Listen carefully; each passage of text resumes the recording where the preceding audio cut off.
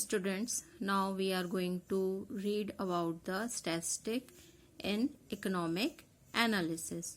So, statistic is usually not studied for its own sake, rather widely employed as a tool and a highly valuable one in the analysis of problem in both the natural and social science, according to R.H. Wessel, E.R. Willett and A.J. Simon. So, statistic is a technique of obtaining knowledge, and in order to obtain knowledge about any subject or to perform research work, two types of analysis is required, that is imperial analysis and quantitative analysis. तो statistic में कुछ भी हम अगर जो है statistic जो है एक्चुअल में टेक्निक ऑफ ऑब्टेनिंग नॉलेज, इससे हमें नॉलेज मिलता है और नॉलेज किसी भी सब्जेक्ट का हमें अगर पाना है तो उस सब्जेक्ट के बारे में हमें रिसर्च वर्क करना पड़ता है. तो रिसर्च वर्क जो किया जाता है, वो एनालिसिस जो किया जाता है, वो एम्पीरियल एनालिसिस होता है और क्वांटिटेटिव एनालिसिस होता है. तो first of all we are going to read about these types of analysis and meanings of analysis. So first one is imperial analysis. Imperial analysis is the method of obtaining knowledge about a subject through actual observation and examination. This method is used in natural science, which are also known as pure science. So research work जो किए जाते हैं, knowledge gain करना है किसी भी subject के बारे में, हम एक्चुअल ऑब्जर्वेशन और एग्जामिन करके ही उस नॉलेज को पा सकते हैं. जस्ट लाइक हम लोग लैब में किसी भी चीज के बारे में हम प्रैक्टिकल कर रहे हैं, तो हमें रिसर्च के बारे में ट्रू नॉलेज, ट्रू ऑब्जर्वेशन और एग्जामिनेशन रिजल्ट्स मिल जाएंगे. ऐसा प्योर साइंस में होता है. Under research conducted through empirical analysis the factor are separated from each other and changes are made in them according to predefined plan, while the effect of other factors is neutralized. These type of experiment are conducted in laboratories. Validation of the law of physics and chemistry, which are included in the category of pure science, can be done in a laboratory.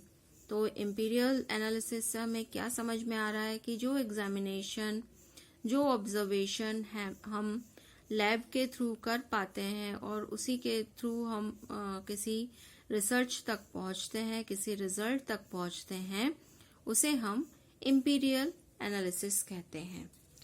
तो इसके जो 4 major aspects हैं वो देखें. First one is observation. So the event is observed and the fact associated with the problem is are collected. तो जो भी event है वो देखा जाता है, उसके फैक्ट्स उसके साथ रहते हैं और साथ ही जो प्रॉब्लम्स आ रही हैं, इन सारी चीज़ों को देखा जा रहा है, ऑब्जर्व किया जा रहा है. Next one is hypothesis. In this general characteristics and tendency of the observe incidents are clarified in order to present their description. तो यहाँ पे सभी चीज़ों को, कैरेक्टरिस्टिक्स, टेंडेंसी, जिस चीज़ के बारे में हमने प्री डिफाइंड हमारा कुछ ऑब्जेक्ट है, उसके बारे में हम अपना जो इंसिडेंट को क्लैरिफाई करते हैं. Next one is prediction.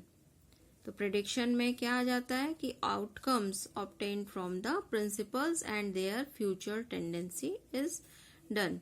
कि जिस बारे में हम किसी चीज का ऑब्जर्वेशन कर रहे हैं या रिसर्च कर रहे हैं, उसके बारे में हमने ये ऑब्जर्वेशन और हाइपोथेसिस के बेसिस पे हम बता सकते हैं कि फ्यूचर में क्या होगा. Next one is verification. New facts are collected and verification of the principle formed earlier is done. In physics, Archimedes' principle can be examined on the basis of observation in laboratory. In the same way, water formed by mixture of 2 parts of hydrogen and 1 part of oxygen. This can be verified in a laboratory. तो जो भी हमारे predictions आ रहे हैं उनको हम उन facts का verification करते हैं. तो इकोनॉमिक्स में जो बात आती है, तो इकोनॉमिक्स क्या है? एक सोशल साइंस है. Economics, social science, political science, ये सभी सोशल साइंस है, ये प्योर साइंस नहीं है. यहाँ पे हम जो इम्पीरियल इकोनॉमिक्स की बात कर रहे थे, ये सारे जो परफॉर्मेंस है वो लैब में किए जा सकते हैं. ह्यूमन बिहेवियर, क्योंकि ये जो सब्जेक्ट है economics, social science, political science, ये ह्यूमन बिहेवियर से रिलेटेड है. ये neither subject not can be stabilized nor the experiment upon human be made in a laboratory because various type of variation are found in humans. तो इनके बारे में किसी भी तरह का रिसर्च हम लैब में तो कर नहीं सकते. In order to create economic principle, we have to depend upon the evaluation capability of the economist. तो जो भी हम इकोनॉमिक प्रिंसिपल बनाते हैं उसके लिए हम डिपेंड किस पे हो जाते हैं? जो इकोनॉमिस्ट हैं उन्होंने इवेल्युएशन किस तरीके से किया है. Although analysis of economics law is done minutely, yet due to lack of their verification in laboratory they can not be claim to be absolutely correct. तो जैसे फिजिक्स या मैथ, केमिस्ट्री, इनके जो भी इक्वेशंस हैं या रिसर्च है वो लेबोरेटरी में वेरीफाई हो सकते हैं, लेकिन इकोनॉमिक्स के जो प्रिंसिपल हैं वो एक डिपेंड कर रहा है इकोनॉमिस्ट की वैल्यूएशन कैपेबिलिटी पर. ये एग्जैक्ट एब्सोल्युटली करेक्ट नहीं हो पाते हैं क्योंकि वो एग्जामिनेशन नहीं किए जा सकते, वेरीफाई नहीं किए जा सकते लैब में. बट जो ये लॉ है they are the merely indicator of tendency. लेकिन किसी जगह पे क्या किस तरह का काम हो सकता है इसके बारे में इससे हमें जरूर पता चल जाता है. Next type of analysis that is quantitative analysis. तो जिस समय एम्पीरियल एनालिसिस से वर्क करना पॉसिबल नहीं होता है उस समय factors stable while using other factors by making change in them as the situation so that the desired outcome may be obtained, then the solution is discovered by the quantitative analysis. तो जहाँ पे empirical analysis के through work नहीं हो सकता वहाँ पर हम quantitative analysis का यूज कर सकते हैं. Like under quantity analysis, the knowledge about various aspects of particular subject is obtained on the basis of analysis of data.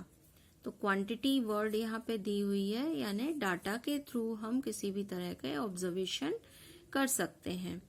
Quantitative analysis helpful in the 4 process of imperial analysis. जो हम लोगों ने imperial analysis में पढ़ा है, 4 process, observation, hypothesis, prediction, verification.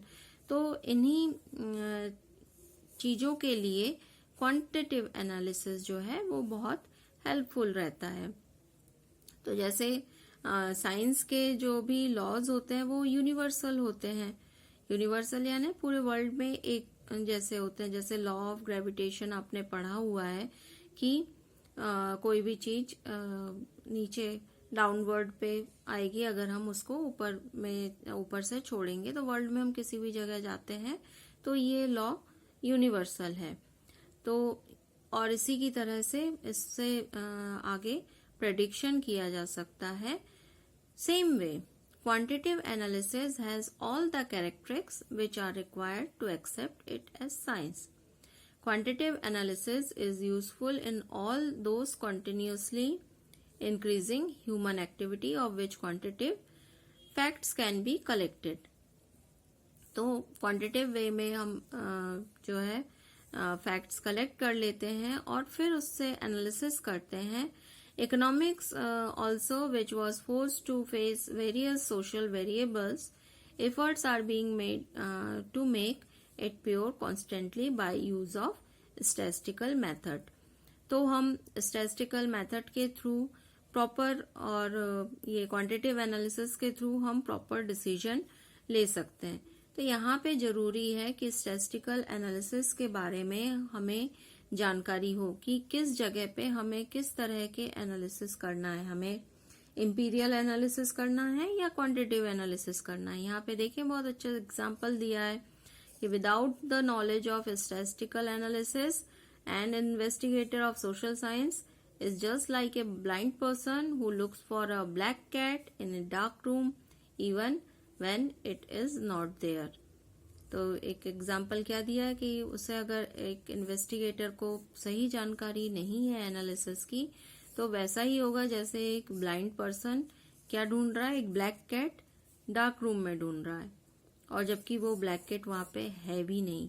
तो यहाँ जरूरी है कि जो इन्वेस्टिगेटर है वो प्रॉपर हर एक चीज का नॉलेज रखे, किस जगह पे किस मेथड का यूज करना है इसकी जानकारी उसे होनी चाहिए. अदरवाइज वो जो रिजल्ट लाएगा वो इम्प्रॉपर होगा. So imperial and quantitative analysis are complementary to each other. तो ये दोनों ही एनालिसिस जो है, दोनों ही एनालिसिस यूजफुल है. Although quantitative analysis is useful, yet it is neither the only way for investigation nor the best solution of every problem. In order to perform the study of particular problem, researcher should use the statistical method deliberately. In fact, imperial and quantitative analysis both are required for the study of the problem. तो दोनों ही चीजें means imperial analysis and quantitative analysis दोनों एक दूसरे के complementary है. बिना एक दूसरे के हेल्प के ये दोनों किसी भी लॉ को प्रॉपरली एग्जीक्यूट करने लायक नहीं हो सकते हैं. The possibility of fault in observation exist in this field also and scientist. तो यहाँ पे क्या बताया है कि इन द सेम वे